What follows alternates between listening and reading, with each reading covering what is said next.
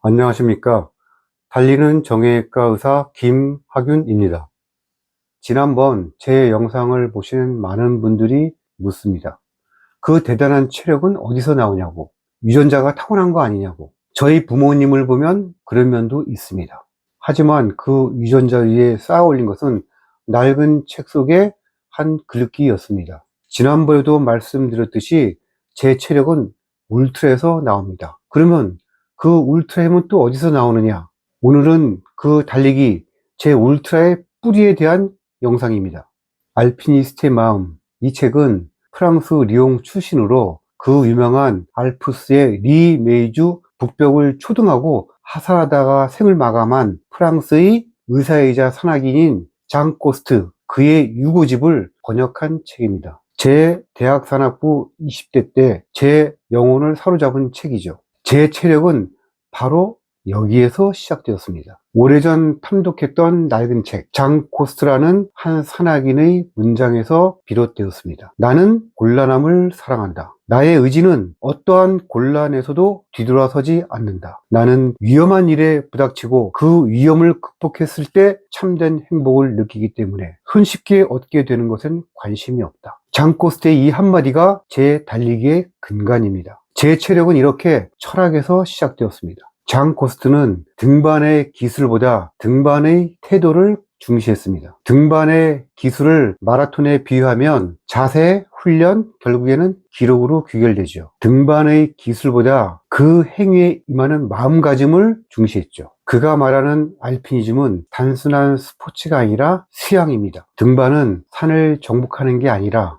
산이라는 거울을 통해 자신의 나약함을 극복해가는 과정이다. 왜 그렇게 힘들게 뛰냐는 질문에 저는 장 코스트의 말을 빌려 이렇게 말합니다. 고통 속에서 진정한 자아가 발견된다. 체력의 근본은 신체 근육뿐 아니라 포기하고 싶은 순간을 견뎌내는 마음의 근육 단련에 있습니다. 전 이렇게 단순한 등산이 아닌 자신의 나약함을 극복하는 등반 알피니즘으로 다녔고, 이것이 자연스레 달리기 울트라로 이어진 것이지요. 제 삶과 달리기의 근간은 이렇게 시작됩니다. 제가 오래전에 런 다이어리에 이런 글을 썼습니다. 달리는 것엔 세 가지 용기가 필요하다. 첫째는 일상에서 주루에 나설 수 있는 용기가 필요하고, 다시 말하면 일상의 편안함을 뒤로하고 주루에서는 시작의 힘. 둘째, 주루에서 물러서지 않고 도전할 수 있는 용기가 필요하고, 이거는 한계에 부딪혔을 때 장코스처럼 그런 곤란함을 사랑하며 정면으로 돌파하는 의지의 힘. 셋째, 다시 일상으로 돌아갈 수 있는 용기 또한 필요하다. 극한의 도전을 마친 후 다시 가장이자 사회인으로 성실히 돌아가는 복귀의 힘. 이 세 가지 용기가 필요하다고 했습니다. 제가 의대 예과 1학년 산악부 때 산에 다니면서 선배가 그러더라고요. 산에서 50일만 잡아라. 그냥 하루 산행하는 거 말고 산에 순수하게 자는 날만 50일만 잡아라. 그러면 뭔가 느낄 거다. 그렇게 선배 말대로 산에서 50일 이상을 잡으니까 정말 뭔가 알겠더라고요. 이거는 우리가 달리기 할 때 말질 늘려라. 많이 뛰다 보면은 저절로 알겠다. 이런 말과도 되게 일맥상통합니다. 고등학교 때 공부만 하다가 대학에 들어오니까 하고 싶은 게 많았죠. 서클이라고 하죠. 동아리. 사진부도 있고 연극반도 있고 또 미팅도 하고 싶고 그랬는데, 이거 뭐 산악부는 맨날 짐 싸들고 산에만 가니까 다른 거는 할 수가 없었어요. 그렇게 가을쯤 돼서 열심히 산에 다녔으니 이제 산을 많이 다녔으니까 다른 거 한번 해보자 하는 생각이 들었을 때 제가 산에 관한 책에서 이런 글을 읽었어요. 겨울산은 전혀 다른 산이다. 봄, 여름, 가을과 겨울산은 별개 산이다.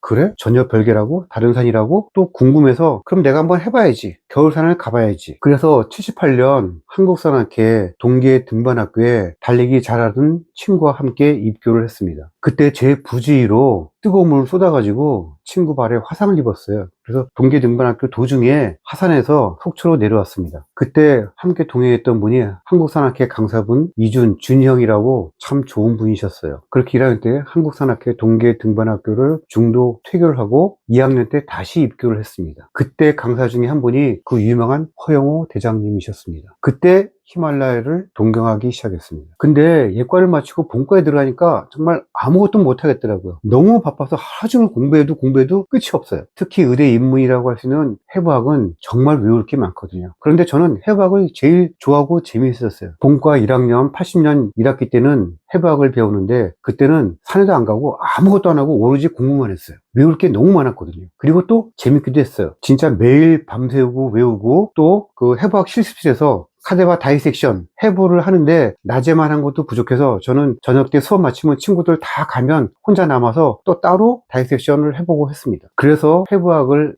해부학 땡시험이라고 실습 시험이 있는데 거기서 A+.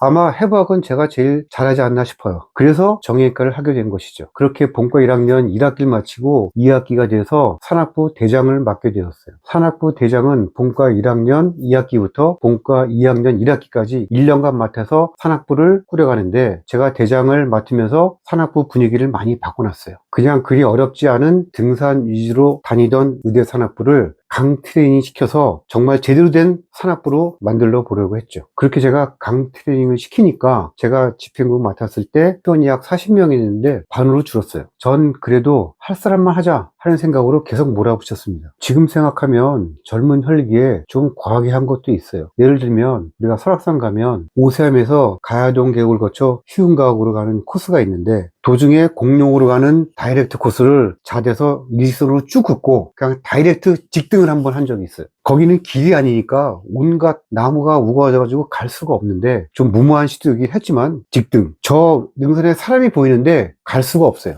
보통 길이면 10분, 20분이면 갈 거를 한 3시간 걸렸어요. 그때 회원들이 굉장히 고생을 했습니다. 그리고 랜턴 없이 밤에 야간 산행. 참 지금 생각해보면 좀 무모하긴 했죠. 그런 암벽, 빙벽 포함한 모든 이런 훈련들은 내심 다 히말라야를 향한 마음에서였죠. 그때 우리 의과대학생만으로 8,000m를 올라가 보자 하는 마음이 사실 있었거든요. 지금 생각하면 좀 어이없는 무모한 도전이었는데 도중에 그만둔 건 현실적인 이유였어요. 보통 의과대학이 6년인데 평균 7년이라고들 얘기하잖아요. 의과대학이 수업 분량도 많고 제시도 많고 시험도 많고 낙제도 많아서 평균 7년이다. 그래서 나온 말이죠. 제가 히말라야를 가려고 하다 보니까 3개월을 시간을 내야 돼요. 3개월을 시간 내려면 1년을 유급해야 돼요. 그러면 나중에 사람들이 제가 히말라야를 가서 7년 했는지 공부를 못해서 7년 했는지 알 수가 없잖아요. 일일이 설명할 수도 없고. 의과대학은 성적이 중요하거든요. 그래서 히말라야의 꿈을 접었습니다. 돌이켜보면 주말 산행을 위해서 평소 밤새워 공부를 하고 제시 한 번 없이 졸업을 하고 히말라야도 있지만 의과대학 학생 본부로 돌아가 공부에 전념한 것은 다시 일상으로 돌아가 생활을 성실히 하는 세 번째 용기가 아닌가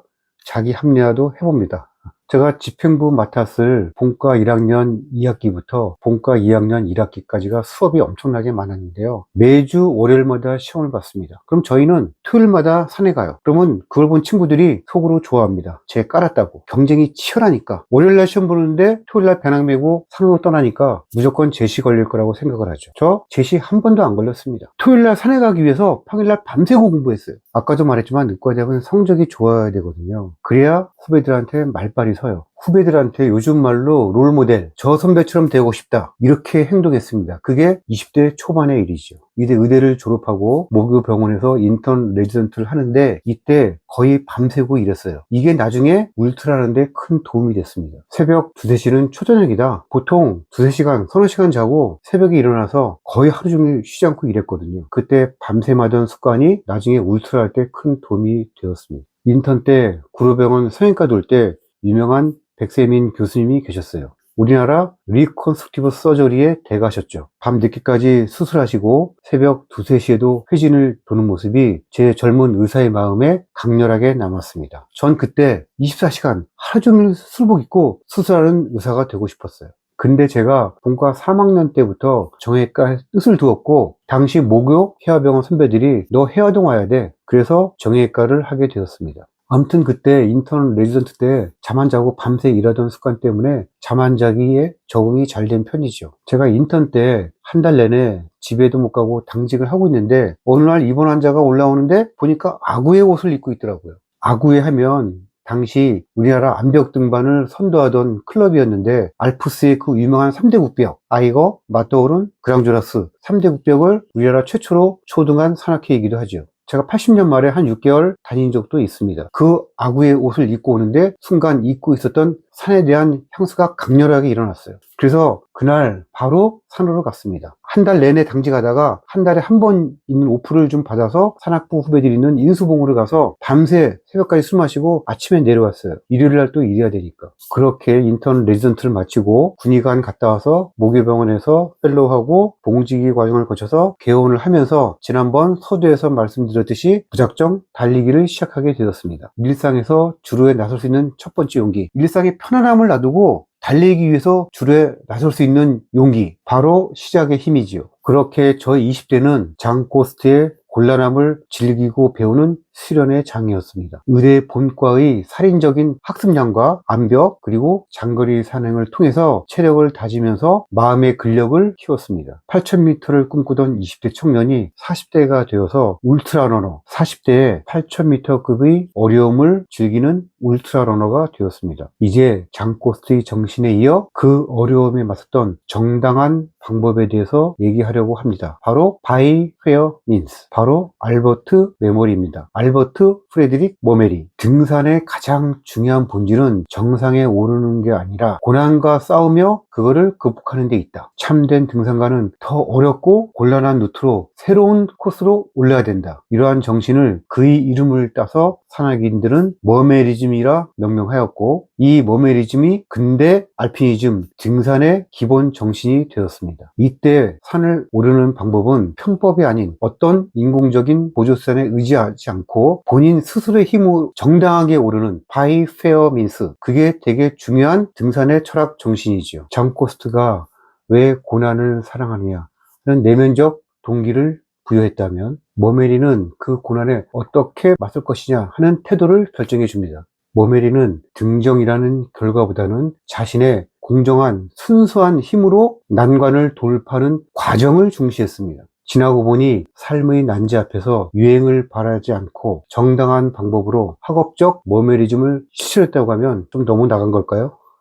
울트라 마라톤에서 약물이나 어떤 외부 도움 없이 오로지 스스로의 힘으로 극복하려고 하는 것은 머메리가 말한 by fair means 정신과 일치합니다. 저희 이전 영상에서 제 영상을 보시고 댓글에 괴물 같은 체력이라고 하셨고, 어떤 분은 신급 체력이라고 했는데, 이런 괴물 같은 체력이 타고난 것이 아니라 이런 정당한 고통의 과정을 겪어서 얻어진 것입니다. 장코스트가 제 심장에 불을 지폈다면 머메리는 제 발걸음에 정직함을 새겨주었습니다. 누군가는 묻습니다. 공부하기 바쁜 의대생이 왜 그리 무모하게 산에 다니냐고. 그러다 몸이라도 상하고 유급이라도 당하면 어쩌냐고 말이지요. 영화 리스본행 야간열차에 이런 대사가 나옵니다. 아마데우와 스테파니아, 그들 인생에는 활력과 강렬함이 가득 찼던 것 같아요. 그러니까 다른 사람이 너무 강렬해서 결국 부서졌잖아요 합니다. 그때 대답이 하지만 충만한 삶이었죠. 제 20대 때도 그랬습니다. 히말라야라는 꿈이 현실의 벽에 부딪혀 조금 부서졌을지 모릅니다. 하지만 그 치열함 때문에 제 삶은 한층 더 충만해졌습니다. 그 충만함이 쌓여 지금의 저를 지탱하는 힘이 됩니다. 40대 이후 시작한 울트라 마라톤도 마찬가지입니다.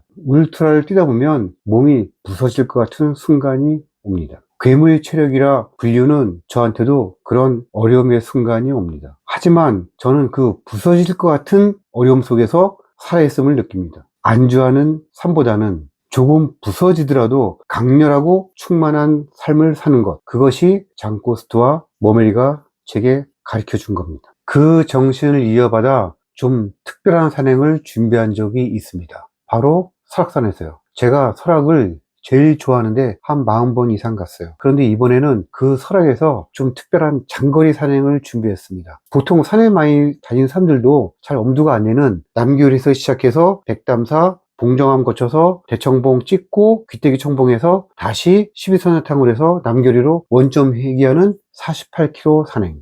이게 그 코스인데요. 남교리다가 주차를 하고 용대리 백담사 거쳐서 구곡담, 봉정읍으로 가는 계곡이 구곡담 계곡이죠. 그 대청봉을 찍고 다시 귀때기 청봉 지나서 1408 대승령 지나서 12선호탕인 복숭아탕 지나서 원점 회귀하는 약 48km, 굉장한 장거리죠. 보통 설악산 많이 다니는 사람들 보면 요 귀때기 청봉 바로 전에 한계령에서 올라가서 대청 가서 공룡 거쳐서 내려오는 경우가 많고, 오색에서 해서 대청봉 갔다가 공룡을 해서 설악산 오는 코스가 많습니다. 또는 이 남교에서 시작해서 12선회탕을 해서 서북주를 거쳐서 대청 거쳐서 공룡으로 오는 거를 보통 설악대종주라고 하는데, 저는 이 남교에서 시작해서 한 바퀴 삥 도는 큰 산행을 한번 준비해 봤습니다. 토요일날 밤 11시에 도착해서 12선회탕에다가 주차를 하고 대청봉 거쳐서 귀때기 청봉 올라가는 모습이고요. 1408 앞이고요. 마치고 내려온 사진입니다. 이게 그 유명한 복숭아탕입니다. 12선회탕에서 가장 아름답다는 8탕, 복숭아처럼 생겨서 복숭아탕. 옛날 70년대 영화관에 가면 대한뉴스 나오기 전에 애국가 나오는데 항상 배경이 됐던 사진입니다. 이 8탕을 마지막으로 해서 남결이 원점으로 산행을 마칩니다. 제가 50세 때 같은 아파트에 사는 10년 위 선배가 계셨습니다. 대학 때 체육을 전공해서 몸이 건장한 편이라 제가 만날 때마다 달리기를 좀 권하면, 김 원장, 나 나이 60이라 못해. 김 원장도 내 나이 돼봐. 힘들어, 못해. 그런데 제가 이제 그 나이인 60을 훨씬 넘었습니다. 병원에 진료받으러 오시는 분 중에 70이 넘어도 무릎이 좋은 분들이 많습니다. 이런 분들한테 달리기를 권하면, 나이 70에 무슨 달리기야. 마라톤 하면 망가져. 난 또 힘들어 못해. 역시 같은 대답입니다. 그러던 와중에 요즘 제 영상을 보신 분들 중에 60대, 70대 분들이 뛰고 계시다는 댓글을 남겨주셨는데 너무 뿌듯했습니다. 계속 열심히 건강히 달리시고 막강한 체력을 얻으시길 응원합니다. 제가 즐겨 쓰는 말이 있습니다. 10년 전에 그러하듯이 10년 후에도 그럴 것이다. 달리기를 20년 넘게 해보고 이제 다시 말합니다. 20년 전에도 그랬듯이 20년 후에도 그럴 것이다. 오늘 영상은 여기까지고 시청해 주셔서 감사합니다. 달리는 정형외과 의사 김학윤이었습니다.